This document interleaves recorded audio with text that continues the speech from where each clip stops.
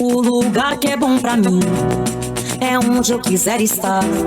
A estrela ainda brilha, ela é quem vai me guiar. Ser guerreira é minha sina, batalhando pra vencer. Tenho voz pra ser ouvida, tenho sonhos pra viver. Não vão mais conseguir me anular, me calar. Ninguém vai me impedir de cantar e lutar. Seja em casa, no campo, na rua ou na praça, chega de mordaça, agora eu vou falar. Porque eu sou mulher pra fazer acontecer. Eu sou uma delas, são elas por elas, ocupando os espaços de poder. Porque eu sou mulher pra fazer acontecer. Eu sou uma delas, são elas por elas, ocupando os espaços de poder. Nesta semana discutimos sobre arte, ancestralidade e luta política. E hoje preparamos um resumo com os pontos mais importantes.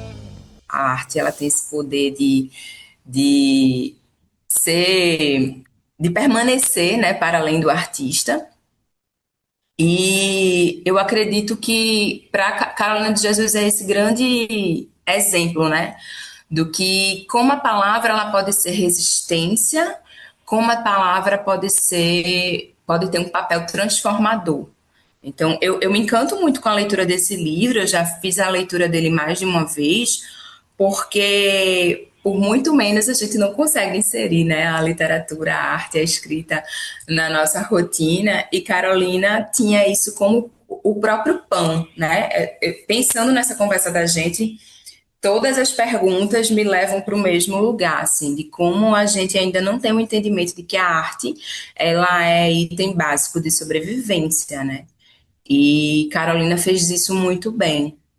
Então, eu acredito que é uma ferramenta muito potente de transformação social, tanto do ponto de vista individual, né, do reconhecimento de quem somos, para onde vamos, para onde queremos ir, que eu acho que ela tem muito ela traz isso muito forte no livro, né, de reconhecer onde ela está localizada na sociedade brasileira daquela época, e reconhecer o lugar que ela queria estar, né? E eu acredito que ela cumpre muito bem esse papel, assim, a literatura, e de revolucionar a nossa própria existência. A própria história de como surgiu o Leia Mulheres em Olinda, né? Porque, para quem não conhece, o Leia Mulheres é um projeto nacional que começou em São Paulo, mas que ele tem espécies de filiais, né? Um projeto voluntário, mas ele tem filiais, entre aspas, em todo o país, inclusive algumas cidades fora do país. Tem Paris, acho que tem Lisboa também. Enfim, e aqui em Pernambuco a gente tem alguns, tem Petrolina, tem Santa Cruz da Baixa Verde, Recife, Olinda, Garanhuns, Nazaré da Mata, enfim, tem algumas cidades aqui no estado. O próprio surgimento do Leia Mulheres em Olinda, né, que sou fundadora junto com outra companheira, ele é um acontecimento político e revolucionário na minha própria vida. Na época que o Leia Mulheres vai fazer 7 anos, em março do ano que vem, mas na época que ele nasceu, eu estava num processo muito profundo, eu já escrevia, mas eu estava num processo muito profundo de descoberta da minha própria voz narrativa e das minhas referências literárias. Eu estava no processo de publicação do meu primeiro livro, e aí eu frequentava muito um sebo que tinha aqui no Sítio Histórico de Olinda, onde toda semana tinha os saraus, lançamentos de livros, era um momento bem efervescente, assim, da literatura na cidade, e aí foi um momento onde eu conheci muitas pessoas incríveis, que estão na caminhada comigo até hoje, e aí eu lembro que eu estava buscando referências para a epígrafe do meu primeiro livro, e aí eu olhei para minha estante, e aí eu tomei um susto ao perceber que as minhas referências naquela época eram homens, a maioria, assim, esmagadora. E eu era uma mulher que escrevia, cercada por outras mulheres contemporâneas que também escreviam. Eu não lia tantas mulheres assim, isso me deixou muito chocada. E aí eu resolvi mudar isso, e a ideia que eu tive foi, vamos criar, eu conversei com a Anne, que é a minha parceira no Ler Mulheres, e disse assim, vamos criar um clube de leitura para a gente ler mulheres, só mulheres, mas eu não queria chamar de clube, porque eu também tinha essa preocupação de não comunicar que era uma coisa muito fechada, sabe? Aquele clubinho de difícil acesso. Eu queria comunicar que era uma coisa mais ampla e de participação aberta. E aí foi quando a Anne disse, olha, já que a gente vai ler mulheres, vamos criar o Ler Mulheres em Olinda. Já tinha em Recife, né? Ela disse, vamos criar o Ler Mulheres em Olinda. E a gente já tinha o Sebo, que era o lugar que a gente frequentava. E aí a gente começou a fazer os encontros lá. E a gente já migrou para vários lugares, inclusive a Biblioteca Pública de Olinda, que agora está fechada, mas a gente continua, né, tentando equilibrar aí e manter o clube. Essa segunda Marcha Nacional das Mulheres Negras, ela é muito importante. Ela acontece 10 anos depois da primeira marcha, que foi em 2015. Para a gente, jovens mulheres negras, ela é mais importante ainda, porque muitas de nós eram crianças ainda em 2015, ou não estavam envoltas na militância, ou não tiveram a oportunidade de participar de um espaço como esse, já que a marcha acontece de 10 em 10 anos. E isso faz com que esse espaço seja ainda mais importante. Num cenário político em que a gente tem buscado empoderar essas mulheres, aquilombar as mulheres negras, aprender com as nossas mais velhas, mas criar um espaço e um caminho que seja próprio das juventudes, porque ser jovem é isso, é aprender, acertar e errar no seu próprio caminho.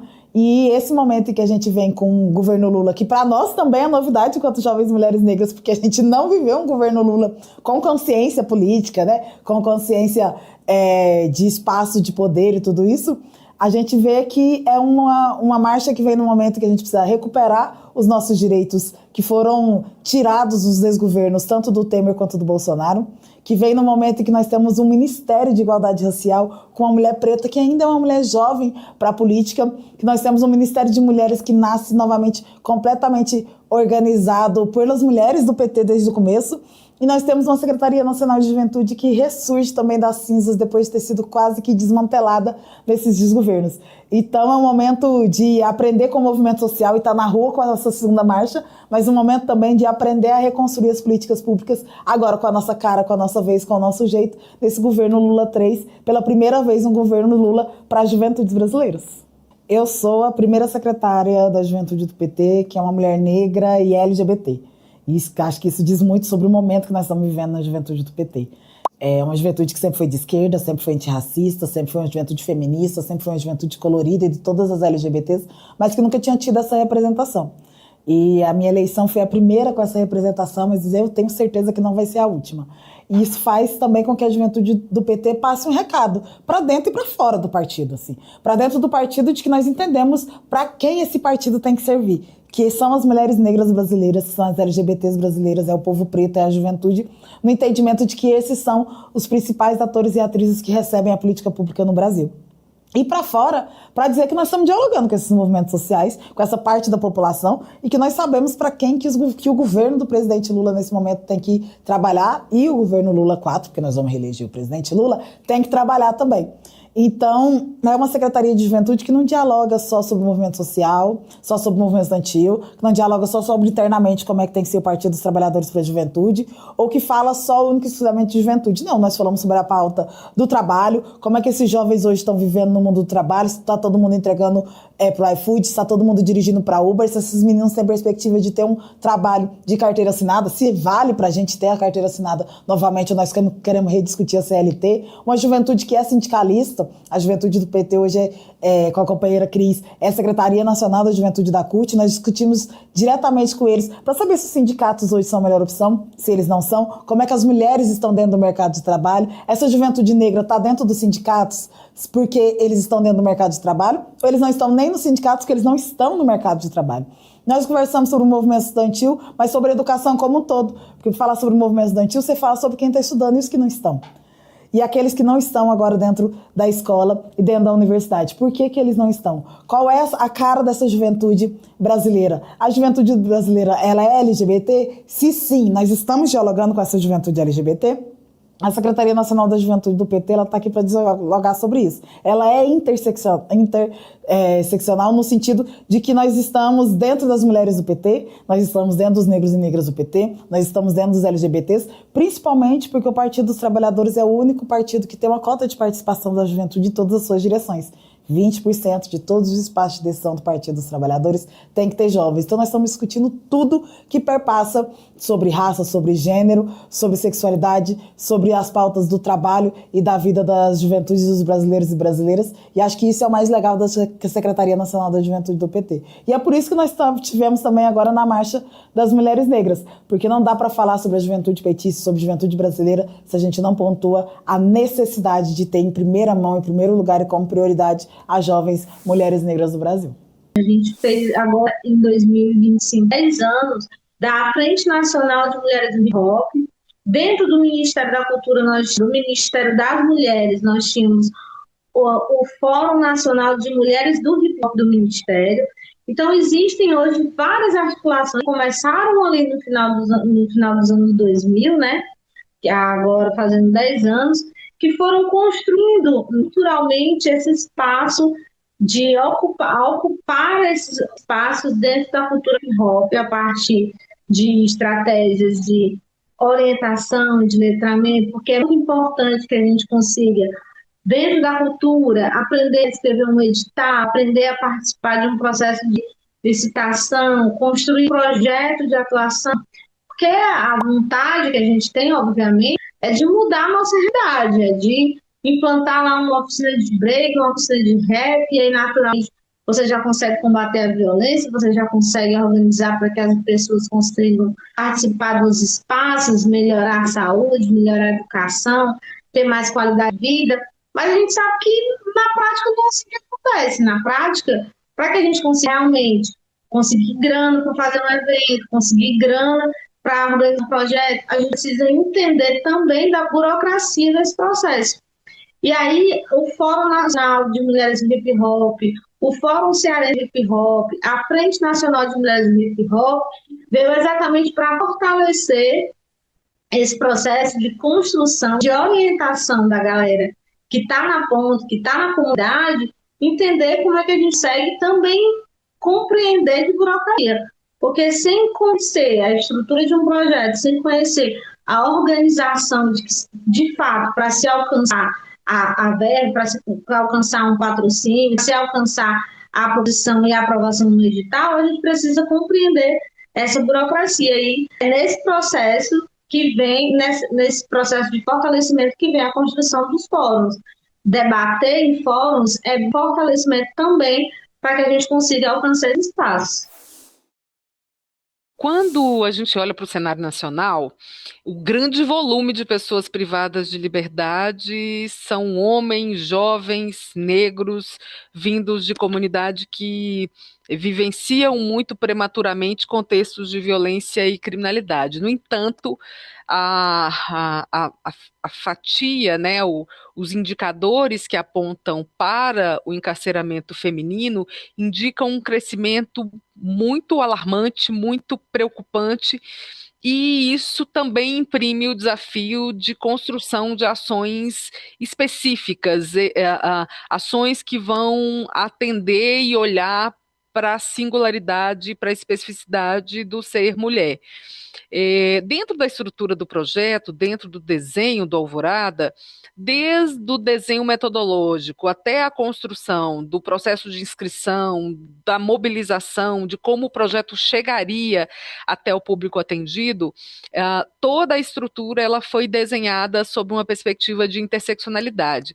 Então, hoje, o projeto, além de, na perspectiva metodológica, ter alguns contornos muito específicos, nós temos turmas em alguns estados, em alguns recortes de município, voltados especificamente ao público feminino, dadas as demandas locais, a esse público egresso feminino que vivencia questões muito específicas, desde a manutenção e reconstrução de laços sociais, familiares, comunitários, até esse processo de reorganização da vida em liberdade que acaba sendo muito solitário quando a gente fala do público feminino. Então, posso dar, inclusive, o exemplo do município de Lusiânia, em Goiás, que tem executado aí por meio do Instituto Federal de Lusiânia um trabalho específico com uma turma de alunas egressas do sistema prisional e que, a partir do processo de formação, a partir do trabalho do Projeto Alvorada, já tem aí caminhado, né, para a finalização da formação e já desenvolvendo ações específicas, desenvolvendo já iniciativas empreendedoras, outras já com acesso ao mercado formal de trabalho e construindo uma perspectiva de futuro, vivenciando a liberdade com oportunidade. Então, isso traz um retorno muito positivo dessa experiência e do recorte específico com o público feminino. Nesta semana discutimos sobre arte, ancestralidade e luta política.